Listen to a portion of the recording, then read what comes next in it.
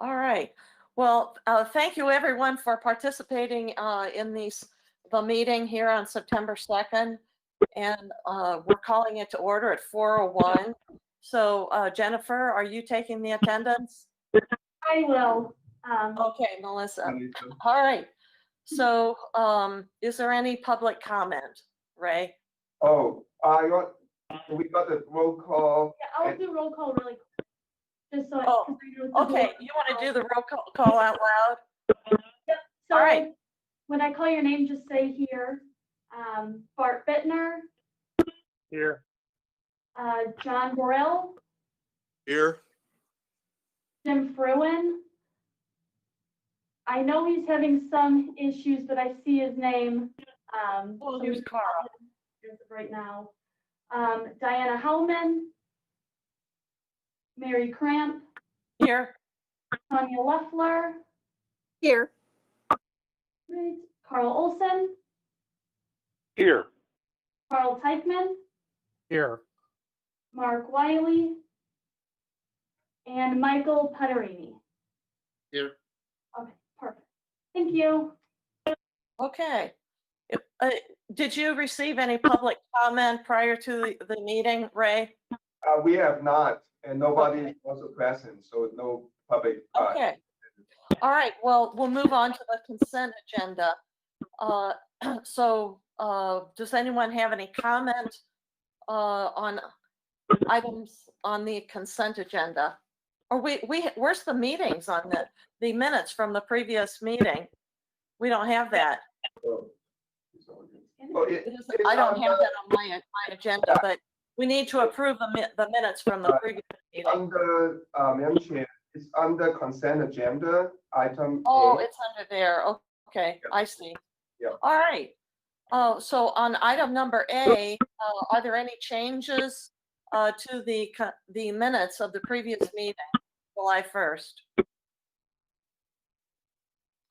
Okay, hearing none, is there a motion to approve, to approve the minutes of July 1st?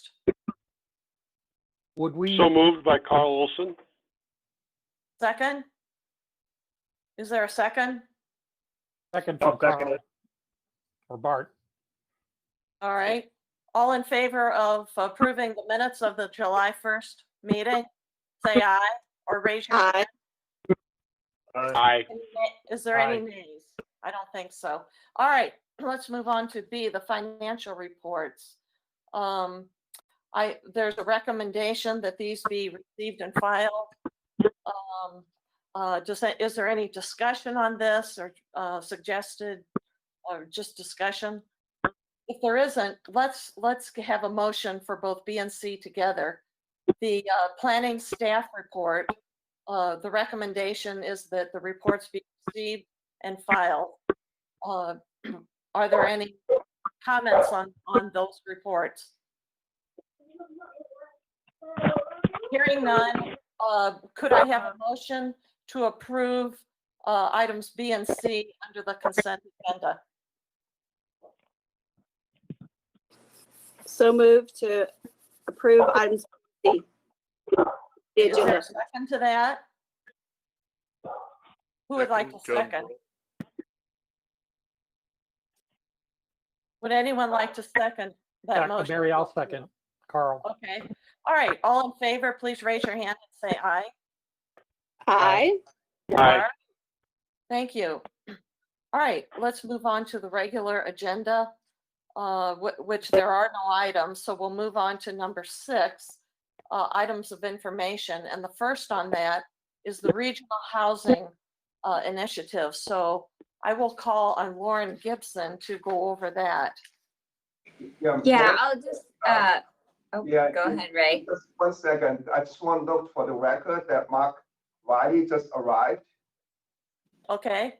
Just for the record, yeah, he just joined us. All right, Laura, so okay. let's add his name to the attendees. All right, Lauren, let's give you the floor here. All right, so since I have everything typed up, I'll just go over everything pretty briefly. We've been pretty busy in the past month. The Housing Coalition has been in full swing. And like I said, we've given out over $700,000 in assistance between all of our organizations in the community to help people that need help with their rent or their mortgage or their utilities due to a loss of income from COVID-19. So that's still growing strong. We're helping to promote the statewide programs that are helping with the same thing. We do bi-weekly calls, United Way Town Hall calls to keep everyone updated. The next one is on Tuesday at 6, and I'll be presenting at that one. The next item is the Illinois Housing Blueprint Tour Listening Session. So this is a partnership with the Illinois Housing Development Authority, which is the statewide housing finance agency. They've got a new endeavor going on to do a kind of a statewide plan for housing, but they want to focus on different regions throughout the state to kind of see what the issues are related to housing and kind of what people are hoping for the future. So Ray and I will be co-hosting that with them on September 22nd. So it would be great if you all could attend or at least kind of, help promote the event. I did attach the flyer that's still sort of in draft form. Once we come back from the Labor Day weekend, we'll start promoting that locally. So hopefully we can get some good participation, get some good feedback. It will be a good kind of follow up to some of the housing outreach we did last summer to see if, things have changed. This time we do really want to get people from rural McLean County, but not just Bloomington Normal to participate in this as well, because we haven't really done too much outreach with them. So moving along to technical assistance, I've been working with the city of Bloomington with their Healthy Housing Initiative. So this is a grant and partnership that they're working with the National League of Cities as one of the host cities to work on policies and procedures to make housing in the community healthier for people. And this part of it was applying for a Healthy Homes and Lead Abatement grant through the Department of Housing and Urban Development. So if they do receive this, I'll be working alongside of them through the regional housing initiatives. That will target houses primarily in the 61701 area code, where we know we have a lot of issues with lead and a lot of children under 6 that have high elevated blood levels of lead. So that's one thing. And then finally, we've been doing a lot of research. I know we talked last month, I believe, about some of the different research we had completed in that month. I did go ahead and attach some of those items so you can peruse those at your leisure. We're also working on some other research right now. We're doing the 2020 update to the income qualified housing in McLean County types of units and vouchers paper. So that's something I talked in depth last summer. So we were looking at all of our income qualified housing in McLean County. So that's your Section 8 housing choice vouchers, your project-based rental assistance, low-income housing tax credit properties, as well as just general housing authority properties. And, kind of comparing that to the demographics of the people here that would qualify for that, looking to see where our gaps are. So the update with the new 2020 numbers will be out pretty soon. We're also working on a new project, partnering with the Bloomington Housing Authority to analyze the distribution of Section 8 housing choice vouchers throughout the community. I think this is something that's going to really benefit them. And for us, it's going to kind of really help us understand that spatial distribution, which is not something that we've been able to look at before. And I think it'll open some doors to conversations about different topics in the community and will help further planning efforts. So that's pretty much kind of in a nutshell what we've been doing so far. We've had a lot of research, a lot of projects coming up that we're really excited about. And then I do have one more bit that I didn't put in the agenda, but it won't be officially released or notified to the public until September 14th. But the consolidated plans that we did for Bloomington and Normal last summer, the outreach won the APA, American Planning Association, Illinois Public Outreach Award for 2020.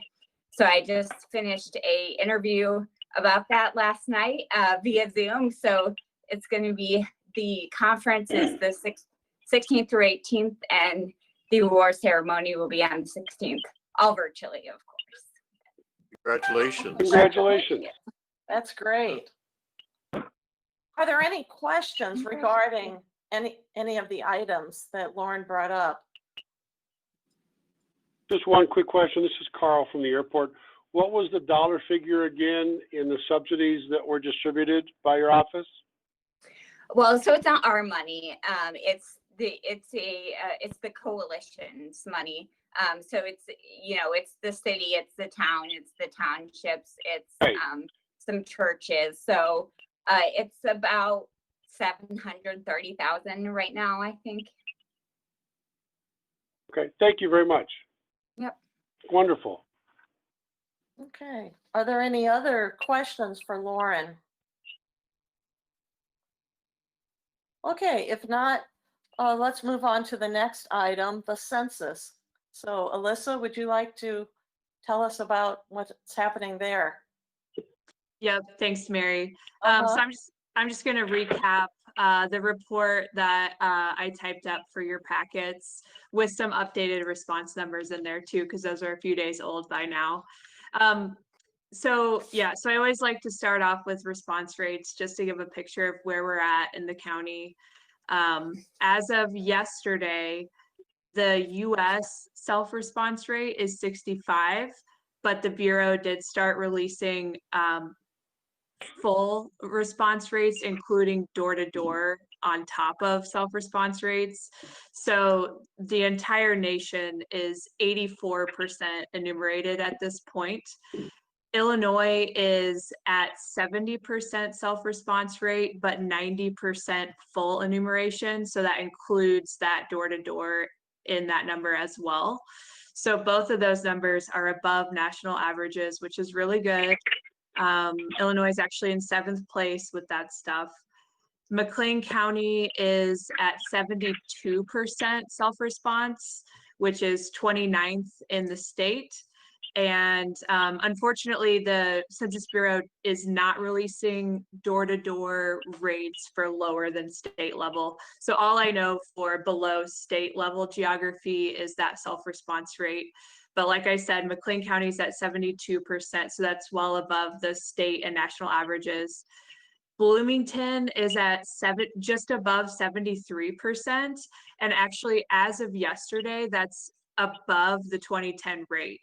So Bloomington has now surpassed the 2010 response rates for census, which is really good. And then Normal is at just below 66, which is a fair amount different than the 2010 rate.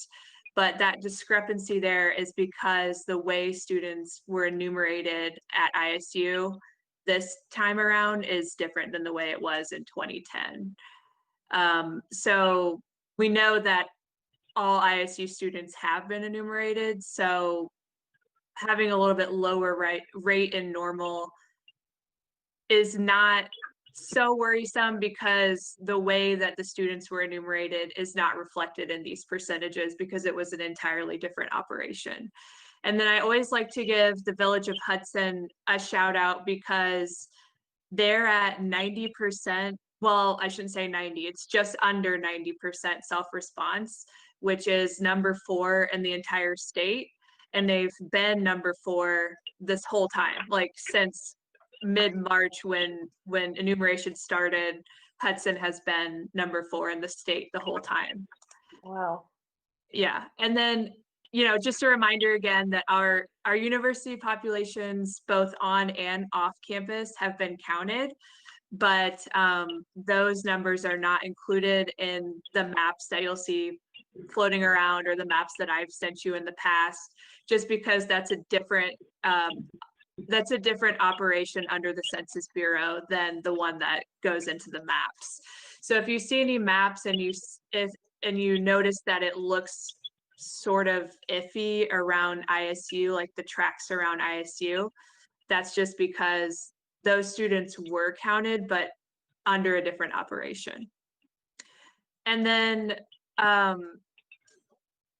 so a bit of a change in the operational timeline is that everything's going to end September 30th now. I'm sure you've heard that already, but originally it was extended to October 31st because of the pandemic, but then it was shortened again to September 30th. And enumerators from the Census Bureau have been in town since early August. So you've probably seen them around town in the neighborhoods, but they have like a over the shoulder briefcase that has like the big logo on it, and they've been all around town. They'll continue to be around town until that end date of September 30th. And then given that we're in the last month here, with September 30th being the last date, we're already 2 days into September.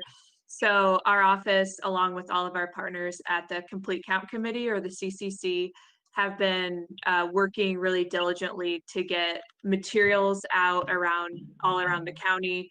And we actually started doing some events again too. So throughout the last couple of months and actually this whole time since March, we've been dispersing materials to all of our partner organizations around town, like, you know, the libraries, the schools, the housing authority, all kinds of our nonprofit partners. And then in August, we had some really successful events. We did 3 backpack bashes for the students going back to school for D87 and Unit 5. And those were really good events. We also did a virtual event with NAACP.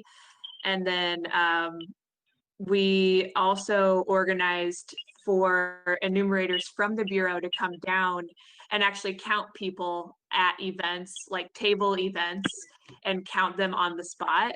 So they were here at the West Bloomington Neighborhood Block Party, and they were here with the Bloomington Public Library Bookmobile over at Wingover Apartments just last week. And so we'll continue to invite them to any events that we see on the calendar that they could benefit from being at. And then lastly, our region-wide marketing consultant has developed phase 2 of outreach for our region, and they've been deploying those starting August 26th.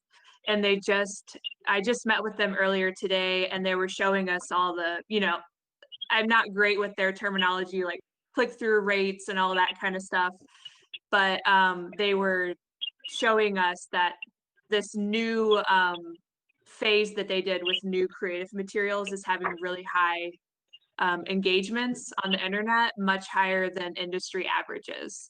So that was really good news as well.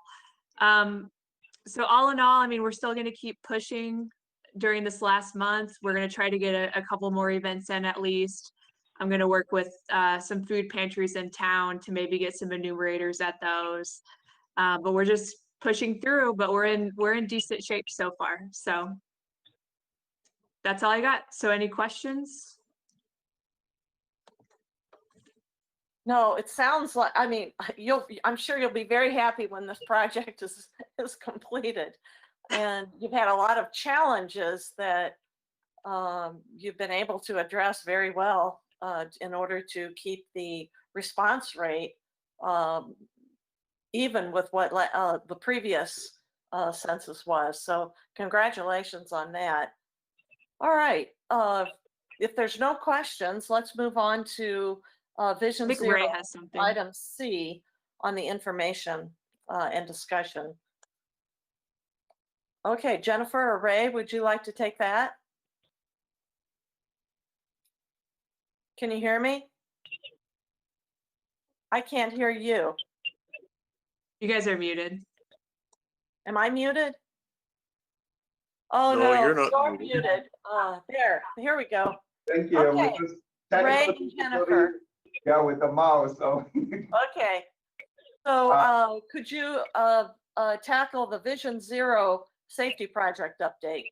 Sure. And prior to doing that, if I may, just want to recognize that Commissioner Mark Wiley and also Commissioner Diane Harmon also participate the Census, the Complete Count Committee. So we just want to appreciate the participation and the effort as well. Yes, thank you to those two. Yeah. All right. All right. The Vision Zero project, as I'm sure you got a chance to read the update that we provided with the commission. And the first meeting on the Vision Zero with the working groups was held on August the 12th. And there were 2 sessions, and it was well attended, a lot of good discussion and participation. And Commissioner Carl Tigman was there also, and so it was a good discussion. Being the first meeting, seems like the PSC, which is the project steering committee, and also the subject expert panel members, they were really want to dive in and have stories to share and also viewpoints to share. So there were a number of focus areas identified, and primarily into 3 categories. And so at the plan for the consultant is to, based on those 3 focus areas, that they would dive into more for the next round of meetings, which is to be scheduled because it's hard to find a better time that would fit most of the folks. But they're trying, and hopefully will be in the next week or 2. The goal is to separate the groups into 3 subgroups to go into each of the focus areas and to go into a bit further and do more research and discussion based on those focus areas. One thing about our funding source for this project is from IDOT, the Illinois Department of Transportation. And so they have granted us a 6-month extension on the project.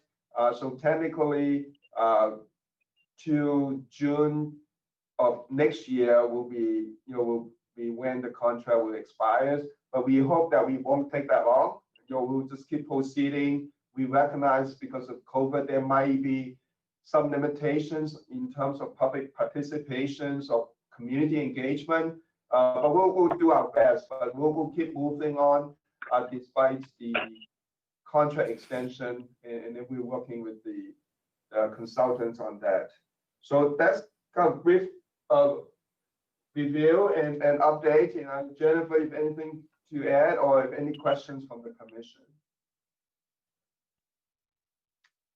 Oh, Ray, this is on a different topic than Vision Zero, but could you explain to the board our efforts to try to have in-person meetings again, and why that isn't possible? Yeah, as we are bound, we meaning we as an agency of the county government, and we are also subject to the Public Meetings Act, and as such, we have to provide access to the public for meetings such as ours, as the Regional Planning Commission. And also because of the governor's executive order, and also there are different other legal requirements that we have to meet. So, and also because the pandemics, whenever we have to be holding in-person meeting, we have to keep the social distance or have the mask on. And we have been trying to accommodate a lot of different requirements and concerns. And I mean, personally, I would love to have an in-person meeting, to be honest.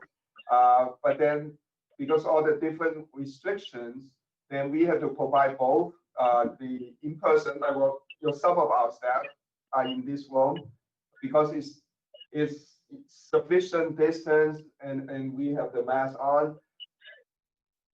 But other than that, to accommodate public access and the participation and attendance virtually, at least, if not in person, by the commission members.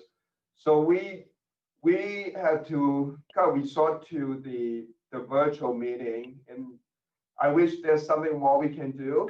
We look for places and rooms that are large enough, and the county board, they have the finance committee meeting, actually having a meeting starting in 4 minutes at 4:30. So they will be taking up 2 rooms up on the fourth floor of the county government building. And so we don't have rooms that set up to and have Wi-Fi and do all the audio visual and have enough space, to spread people out to keep that social distance, let alone the technical difficulties.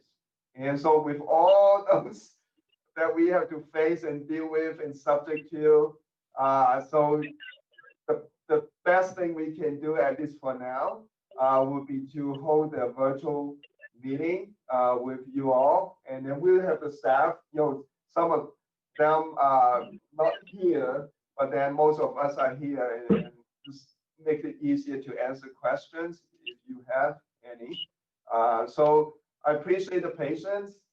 It's not the ideal situation, and we all live through it, and we just hope and pray that this pandemic will be over soon, so we can really be together physically. I think there's certain things that the social life, the social interaction, and there are a lot of things that it's hard to do without that in-person meeting, but we're doing our best. All right, thank you very much, Ray. Yes, I think regarding in-person meetings, I really wanted to be able to have one this time because I think it's more conducive to discussion and for interaction between our members. But anyway, we'll keep working toward that. We can also have overheads. There's so much more that can be done in in-person meetings. So, but back to Vision Zero, does anyone have any questions regarding what's happening with Vision Zero? If you'd like to make it, you make any comments, you can make it at this time. Okay, it doesn't sound like anyone has any comments. So, hi, Jim, it's good to see you.